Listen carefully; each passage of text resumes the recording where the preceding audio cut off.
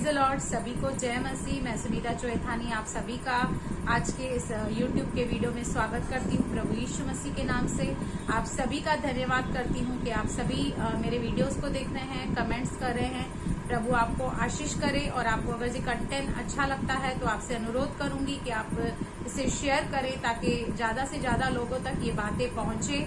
और अगर ये अभी भी आपने मेरे चैनल को लाइक नहीं किया, सब्सक्राइब नहीं किया, तो प्लीज मेरे चैनल को लाइक करें, सब्सक्राइब करें, बेल आइकन के बटन को क्लिक करें ताकि सबसे पहले नोटिफिकेशन आपके पास आ जाए। हालेलुया।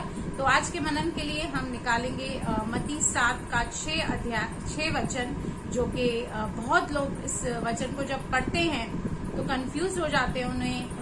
उनको इस वचन का एग्जैक्ट मतलब समझ में नहीं आता है। तो आज इस वचन पर हम मनन करेंगे और जानने की कोशिश करेंगे कि परमेश्वर इस वचन के द्वारा हमें क्या सिखा रहे हैं, क्या बता रहे हैं। अब वचन यूं कहता है मत्ती 7:6 का।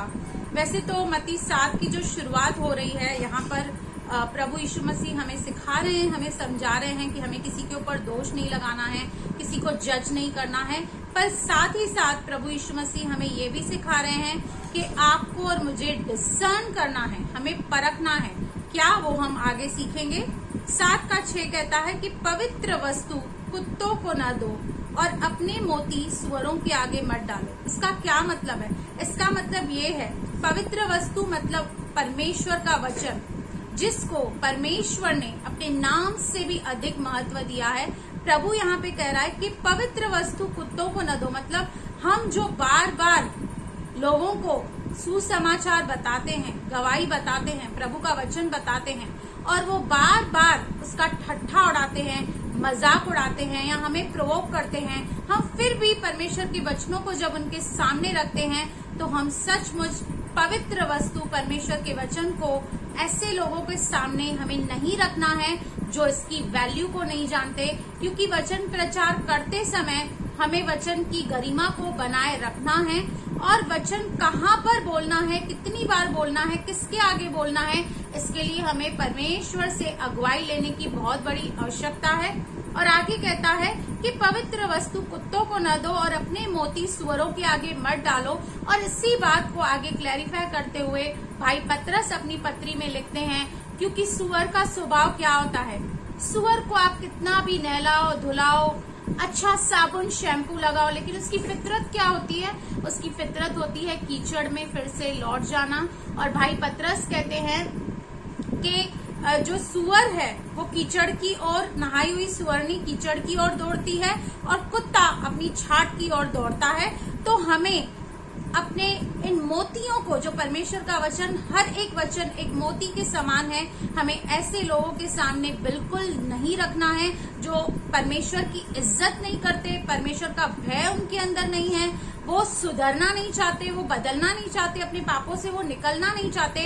हमें ऐसे लोगों के आगे बार बार परमेश्वर के इस सुसमाचार को, परमेश्वर के वचन को नहीं रखना है, क्योंकि लिखा है ऐसा न हो कि वे उन्हें पांव तले रौंदे। मतलब हम तो एक अच्छे इंटेंशन से उन्हें बार बार अप्रोच करते हैं, बताते हैं परमेश्वर के बारे में, परमेश्वर के वचनों के बारे में, लेकिन वो क्या करते हैं? वो इसका मजाक उड़ाते हैं, ठट्ठों में से उड़ाते हैं और परमेश्वर के वचन को वह अपने पांव तले रौंदते हैं। इसलिए जब हम परमेश्वर के वचन को बांटते हैं तो ये हमारा दायित्व बन जाता है, ये हमारी जिम्मेदारी बन जाती है कि हमें किन लोगों के आगे रखना है। क्योंकि प्रभु यीशु मसीह ने कहा, जब तुम सुसमाचार सुनाओ, जब तुम किसी नगर में जाओ और सुसमाचार सुनाओ, तो अगर जी वहाँ के लोग योग्य होंगे तो वो तुम्हें एक्सेप्ट करेंगे, तुम्हारी बातों को एक्सेप्ट करेंगे। पर अगर जी वो योग्य नहीं है तो वहाँ पर हमें क्या करना है? हमें अपनी मिट्टी को वहाँ पे छाट आना है, ताकि न्याय के दिन ये गवाही हो कि हमने तो भाई अपना काम किया, हमने तो उनको सुसमाचार बताया, परमेश्वर की बातें बताई, लेकिन इन्होंने उन बातों को एक्सेप्ट नहीं किया, रिजेक्ट किया। क्योंकि आपको पता है, नए नियम की कलीसिया में जब चेले एक जगह सुसमाचार सुनाने जा रहे थे, तब पवित्र आत्मा ने स्ट्रिक्टली उनको मना किया कि इस जगह में नहीं जाना। तो हमें भी जब कोई बुलाता है परमेश्वर के पैगाम को देने के लिए, परमेश्वर के वचन को देने के लिए, सुसमाचार या गवाही सुनाने के लिए, तो हमें परमेश्वर से पूछना है, पवित्र आत्मा की सहायता और मदद मांगनी है, और ये परख रखनी है, ये डिसर्न करना है कि हम ऐसे लोगों के सामने ये मोती न रखें जो इसे बार बार रिजेक्ट करते हैं, जो सुधरना नहीं चाहते, जो चेंज नहीं होना चाहते, जो अपने पापों को छोड़ना नहीं चाहते। हमें ऐसे लोगों के सामने परमेश्वर के वचनों को नहीं रखना है, क्योंकि लिखा है ऐसा न हो कि वे उन्हें पांव तले रौंदे और पलटकर तुमको फाड़ डालें। मतलब कई बार हमें लगता है कि मैं शायद इसको बार बार बताऊंगी, बार बार बोलूंगी तो मैं इसको जीत लूंगी, मैं प्रभु में इसको लेकर आऊंगी, लेकिन होता क्या है, कुछ वो ऐसी बातें कहते हैं, कुछ वो ऐसी चीजें करते हैं कि जो हमारे विश्वास को भी ठेस लग जाती है, हमारे विश्वास पर भी अटैक हो जाता है। इसलिए कहता है कि ऐसे लोगों के सामने हमें बार बार नहीं जाना है,